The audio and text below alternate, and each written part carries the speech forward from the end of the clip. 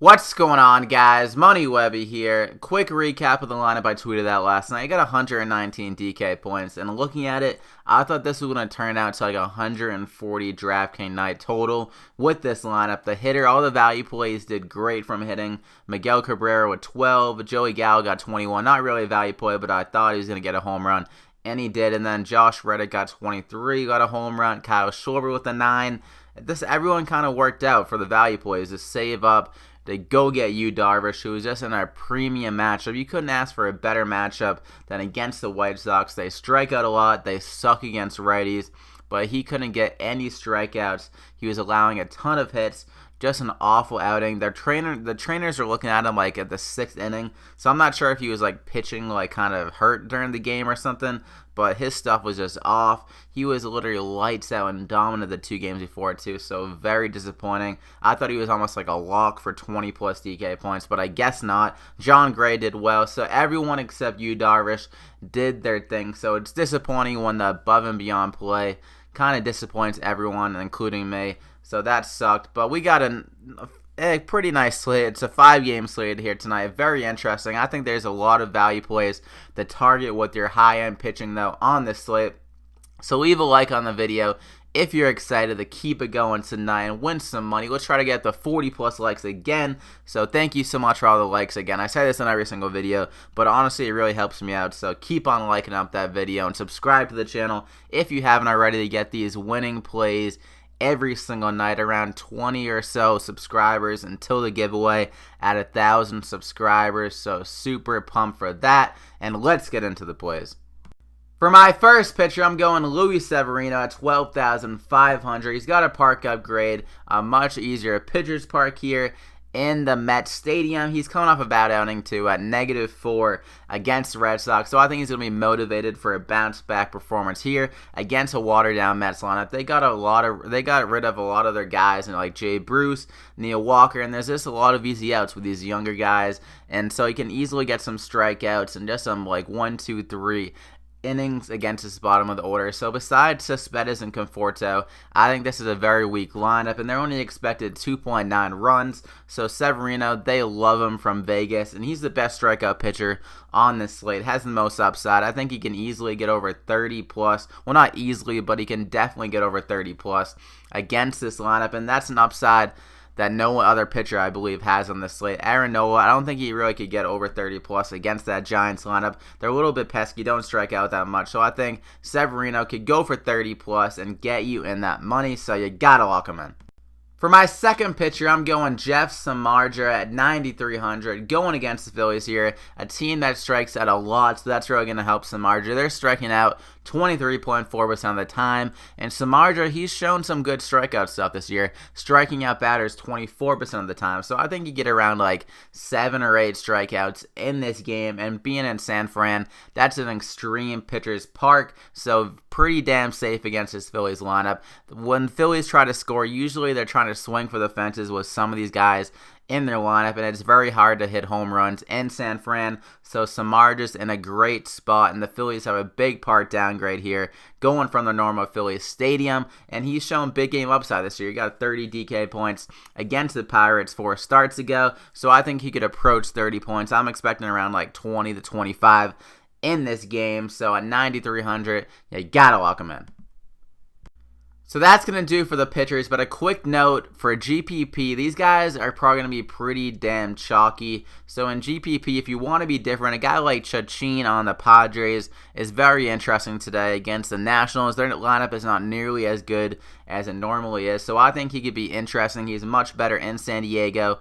So in cash games, I would say lock and load these guys, but keep that in mind in GPP. If you want to be a little contrarian, get a little leverage play, maybe you can target Chachin. But let's get into the hitters. My first guy is Nicky Delmonico at 2,500. Just way too cheap. Being in Texas here, extreme hitting conditions today, like around 90 degrees and humid. And also, he's just been murdering the ball against right-handed pitchers this year. He got the 2 home runs last night, and that was in LA a much worse hitter's park. So looking at his numbers, he's a 212 ISO and a 482 WOBA against right-handed pitchers so far this year. Small sample size, but still just insane numbers so far. And Tyson Ross he's going against, he's a bad pitcher with not great K stuff. So I think Nicky Delmonico, he's batting around like 5th in this order, I believe, at 2,500. Just extremely way too cheap. A guy with power, a little bit of speed. If he wants to get a stolen base, he can definitely get it against Tyson Ross. So at 2,500, you gotta lock him in.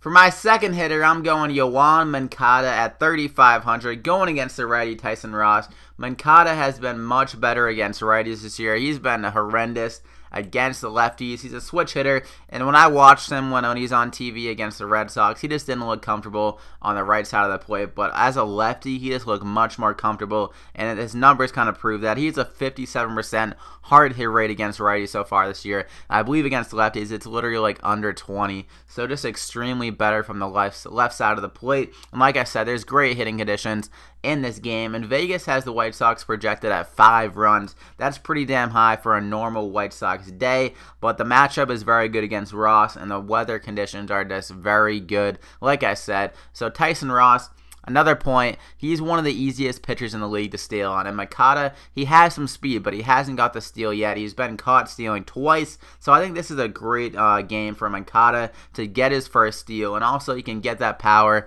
against Ross, a guy that is not great, doesn't strike many guys out. Moncada, that's been one of his biggest issues, is striking out a ton. So I think he can get the bat on the ball against Ross, get possibly a home run with the power he has shown in the minors, and also that speed, so he can get that steal or the home run. Now, even if he doesn't get that, he can definitely get on base because he shouldn't have to worry about striking out as much against Ross. So at 3,500, you gotta lock him in.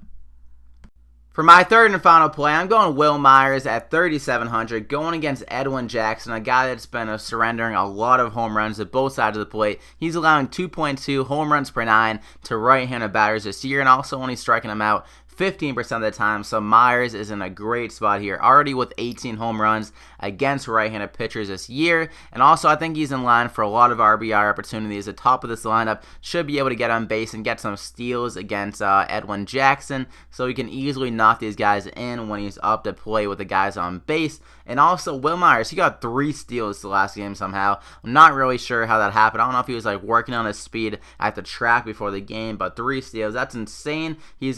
In his career, he's been a steal guy. He got 28 steals last year, only 14 so far this year. But like I said, Edwin Jackson, he is very, very bad at holding guys on. So if Myers gets on first, he might be able to take off and get the steal if he wants to. He definitely has the speed. He's a pretty underrated speed guy. So at 3,700, he has the power speed combo. So I think you gotta lock him in.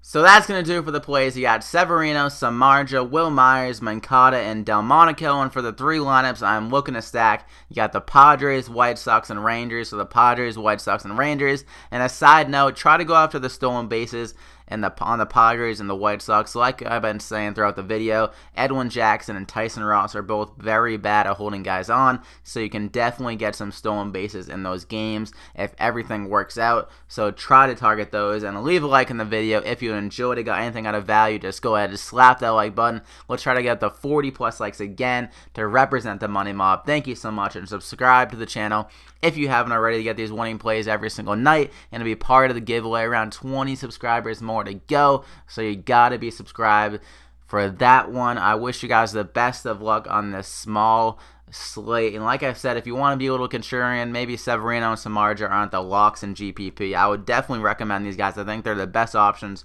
but just considering the ownership, they might be not that great at plays in GPP. So keep that in mind, and have a great night, guys, and we'll see you here tomorrow. So good luck, Money Mob.